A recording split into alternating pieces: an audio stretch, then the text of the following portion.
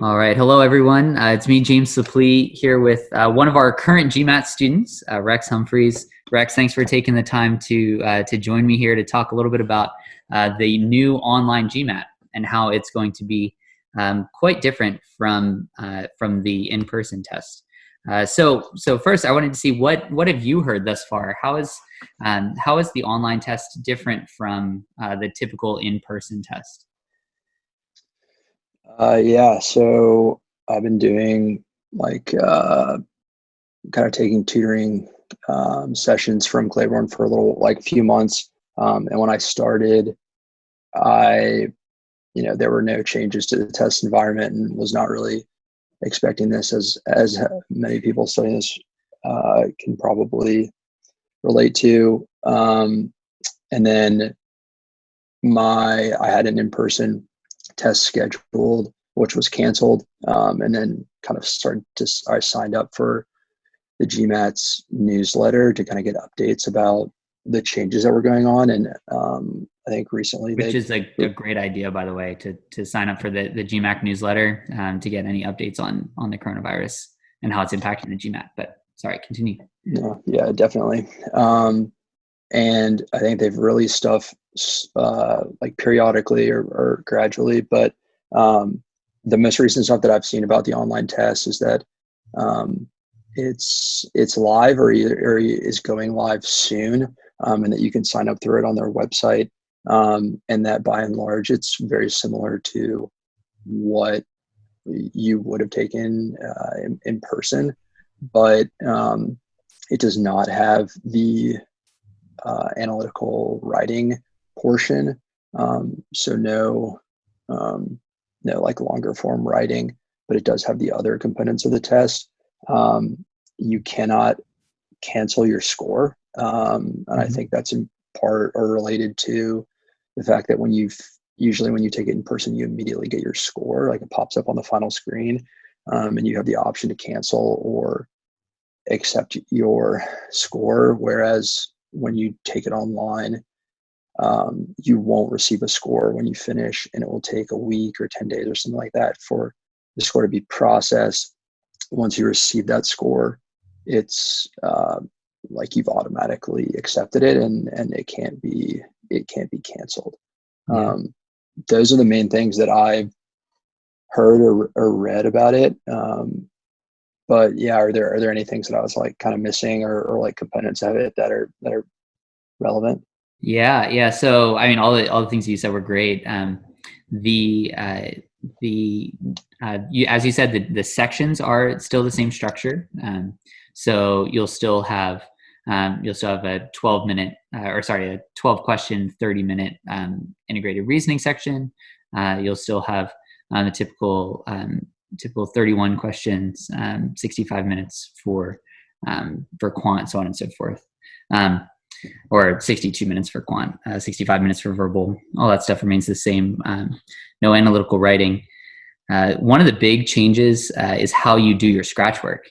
So this will probably be a big challenge for online test takers. You are not allowed to have pen and paper next to you. You're not allowed to have your GMAT dry erase pad. You're not allowed to have any sort of writing utensil on your desk. Rather, the software that you're going to be taking the test on is going to have a built-in scratch pad for the quant section, which will be a big challenge. I think there's still a couple unknowns here. One is how will students who have tablets be able to interact with this? For example, I have a Microsoft Surface. Could I take the test on my Surface and write on the screen? Maybe, maybe not. I didn't find anything in the language there to say whether that would be permitted or disallowed. So that's going to be a big factor for people deciding whether or not they're going to take the online test. A couple other things, they've changed the price structure a little bit. So the online test is a little more affordable. It's still expensive. The original administration is $275 after their price increase earlier this year, but they're lowering the fee now to $200 to take the test online. and they're also lowering the canceling and rescheduling fees. So to cancel your school, to cancel your test rather, is $100, and to reschedule it is only $25. So so those are some other minor differences, but yeah, let's see. Any other questions that you had about the online test? Yeah, one thing that I remember them kind of alluding to, maybe in some of these newsletters, which I'd appreciate clarification on, is um, like how they count taking the online test towards annual or lifetime totals, and then also kind of like when can you take the test? How do you schedule the online test? Are there certain days that you can do it, et cetera? Yeah, those are great questions. So first, um, one of the interesting things about this is that the online test doesn't count toward your year or lifetime total. So you may remember that when you're only allowed to take the GMAT 5 times in a calendar year, um, and you're only allowed to take it 8 times in your lifetime. But the online test is not going to count toward that. So that's a nice break for test takers. But however, as Rex talked about earlier, right, you can't cancel that score. That score is going to be on your score report. So that sort of weighs the balance there a little bit.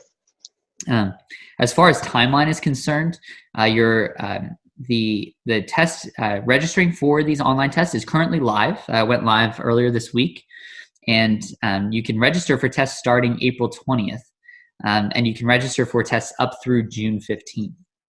Now, now this raises an interesting question. So Rex, I believe you've rescheduled your physical test for May 2nd. Is that correct? So this gives us an indication about how sort of the GMAT feels about when we can return to physical tests. Now, Rex, your test hasn't been canceled yet. That's still your in-person test is still on schedule, but with the GMAT offering online tests up through June 15th, it's looking more and more likely that they're going to keep test centers closed for a longer period of time. So that's the current window that we have. Now it's possible that they extend that window depending on how long the COVID-19 outbreak or pandemic rather continues. But that's another thing to consider as you consider whether or not you're going to take this online test. Okay. Yeah. Cool. I guess another question, or like something I'm thinking about is should I take the online test? It seems like although there are a lot of similarities between taking it in person and taking it online, there are some significant changes. You mentioned not being able to or we talked about not being able to cancel a score, and then you mentioned the difference in like how scratch work is done online. In your opinion, or like, how should I think about it? Should I take the online test? Should I wait? Yeah. I think that's ultimately the question that a lot of people are asking. So first, just looking at it from a pure test mechanics perspective, they've made some concessions here that could be nice for some test takers, right? So not having to do the analytical writing assessment could be a perk for some test takers out there. Being able to do it from the comfort of your own home and not having to go through all of the security rigmarole that they throw at you. Those are some of the perks of doing it online. You can also schedule these at even more time slots than you could schedule official tests in person. So that flexibility might be an advantage for some test takers.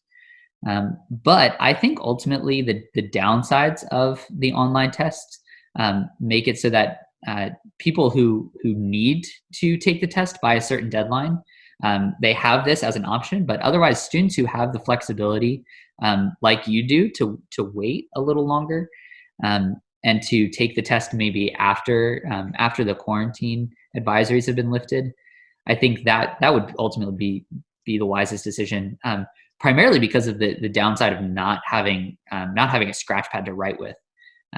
If you have to do all of the quant section just by writing with your mouse on a screen, that could be really time consuming and could definitely have an adverse effect on your test performance, especially considering the quant section, again, remains unchanged. It's still same time limit, same number of questions, 31 questions, 62 minutes. So I think ultimately for students who have the flexibility to wait until we can return to in-person testing at testing centers, I think that would be the wisest decision. So yeah. I mean, you kind of alluded to it, but I know a lot of different people have different situations or different approaches to taking the GMAT and maybe different constraints. But I definitely approached it from the perspective of this is something I want to do and kind of have the time to do, but it's not like there's a hard and fast date. I mean, I have a general ballpark of when I'd like to have a good score and apply. But it's not like I'm coming up against a super fixed, hard stop. And so, yeah, I know that's not everyone's position, but given that I do have the flexibility, I agree with you. I'd much prefer to take it in a setting that I was kind of mentally preparing for rather than kind of altering my expectations at the last minute, and even the mechanics of writing stuff down or whether or not I'd be able to cancel my score. So yeah, definitely appreciate the information and the insight. Definitely is helpful for me when thinking about how all of this impacts me taking this test. Yeah, certainly. I think as you mentioned, there are a lot of test takers out there who are trying to apply for these newly created rounds. A lot of business schools are either extending the deadlines for their round 3 or round 4, or they're creating an additional round to try to fill classes because they're worried about students not being able to start on campus in the fall. So for those students who are looking to apply to a deadline, then the online option is great because you have one more shot to get a good score and round out your application. But again, I think for most students who have the flexibility, who are either looking to apply this coming fall for admission in 2021 or even later, then it'd probably be best to wait it out. Continue your prep. Keep working hard, and you'll have time to get a good score in person. Definitely. Any other questions, comments, concerns, Rex? No, that's all I got. Thank you so much. Appreciate it. Yeah, and thank you for doing this again. We really appreciate it. If you have any more questions, again, feel free to reach out to me. And for all of you folks out here watching, thanks again for checking this out. If you have any questions about the new online format of the GMAT, we'd love to hear from you. You can feel free to email me directly. My email is just james@clayborne.com. I'd be happy to hear from you. We'd be glad to help you out as you continue to navigate this world in COVID-19. So thanks, everyone. We'll see you soon.